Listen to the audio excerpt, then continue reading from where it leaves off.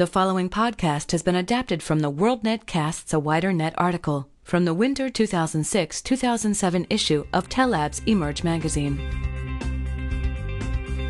Birth of a CLEC. WorldNet Casts a Wider Net by M.J. Richter. In the Caribbean, the reseller-turned-CLEC goes fishing for new customers and revenue opportunities. Puerto Rico is becoming one of the Caribbean's fastest-growing telecom markets, thanks to gradual deregulation and increasing demand for existing and new telecommunications services. To capitalize on that trend, WorldNet Telecommunications, one of Puerto Rico's top 3 service providers, decided to change its business model from reseller to full-fledged competitive local exchange carrier, CLEC.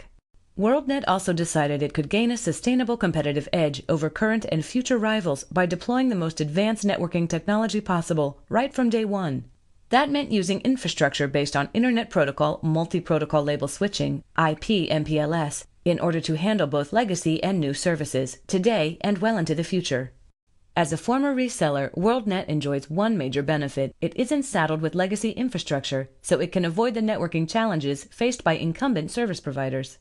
To provide the broadest possible range of services, incumbents typically have to build or acquire separate time division multiplexing, TDM, asynchronous transfer mode, ATM, frame relay, IP, Ethernet, and wireless networks. Although market conditions have made this overlay architecture necessary, the capital and operating expenditures required to support and manage parallel networks make it difficult for incumbents to offer services cost-effectively. If that weren't challenging enough, incumbents also have to spend even more money to increase capacity on their core, access, and edge infrastructures in order to accommodate growing traffic volumes and bandwidth requirements. Now market competition and the cost advantages of advanced technologies such as IP/MPLS are prompting them to collapse their separate overlay networks and migrate them to a single converged core. No legacy baggage. By transitioning from reseller to CLEC, WorldNet has the luxury of starting out with the kind of advanced network that other operators must work toward, said Rick Cordia, Manager of Engineering and Strategic Planning. We wanted to go to the extreme, all the way to MPLS, and have a multi-service platform installed, Cordia said. Then we want to come back and say, now that I can provide VoIP, how can I provide the other legacy services that we have? So our RFPs went out in such a way that the different legacy and new requirements of the network will be kind of meeting each other in the middle. We'll be able to provide the whole range of services that we already provide, plus new generation services. Founded 10 years ago, WorldNet basically provides the same portfolio of services as Puerto Rico Telephone Company, PRTC, which was privatized in 1999. In 2003, WorldNet evolved its business model to that of a non-facilities-based CLEC, migrating many of its resale customers to services provided over Unbundled Network Element Platform, UNEP, circuits leased from PRTC. Currently, the range of WorldNet voice and data services includes basic voice service, Integrated Services Digital Network, ISDN, frame relay, ATM, Internet access, and VoIP. Once the MPLS-based network is in place, WorldNet plans to expand its service portfolio to include IP Virtual Private Networks, VPNs, Virtual Private LAN Services, VPLS, Virtual LANs, VLANs, and Metro Ethernet, Cordia said. Although traditional voice services drive the bulk of WorldNet revenues, the company's data and Internet access services, including ADSL2+, have been growing by about 100% over the past year, Cordia said. The MPLS advantage. Earlier this year, WorldNet took its first major step from being a UNEP CLEC toward full-fledged CLEC status by building a central office, CO, at its headquarters site in Guaynabo and deploying a soft switch. Shortly thereafter, the company began to install its backbone network, which is based on the Tellabs 8800 multi-service router series. In addition to a Tellabs 8860 MSR in its CO, WorldNet also has co-located Tellabs 8830 MSRs in 6 PRTC COs and interconnects the nodes with OC3C trunking facilities leased from PRTC and another local source. In the first quarter of next year, WorldNet will deploy another 6 Tellabs 8830 MSRs to complete installation of the MPLS backbone.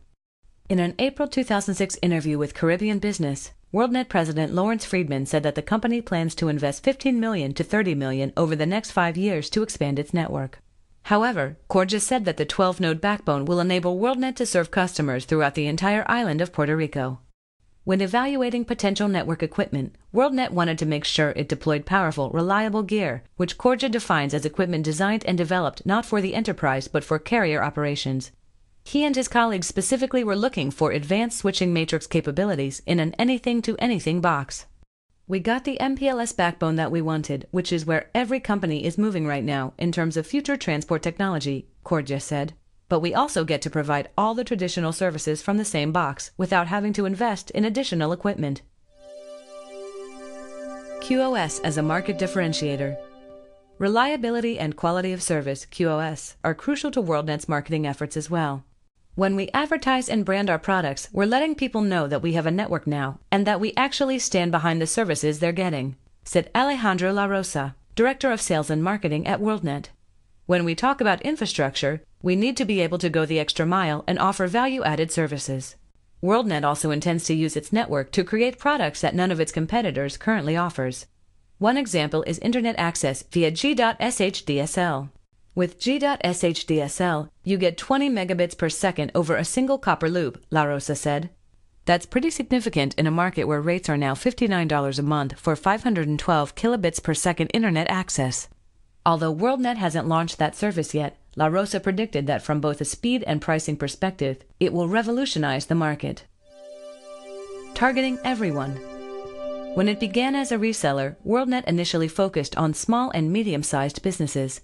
But as the company evolved to a UNEP reseller and now to a facilities-based CLEC, any organization and any individual is a potential customer, including government agencies. WorldNet also is now pursuing the residential market, where La Rosa said the company has a specific strategy.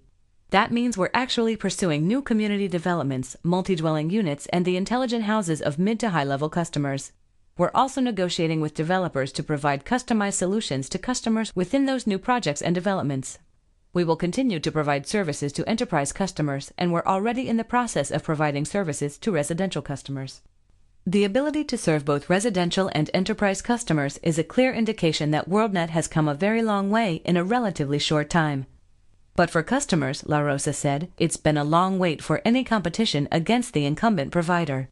Just to give you an idea of the magnitude of what we're trying to accomplish on the residential side, it will be the first time in 75 years that a telecom company in Puerto Rico will be offering an alternative to customers.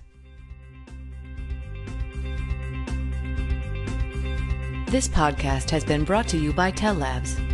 To find out how Tellabs can help you deliver voice, data, and video services, visit www.tellabs.com. Copyright 2006, Tellabs Incorporated. All rights reserved.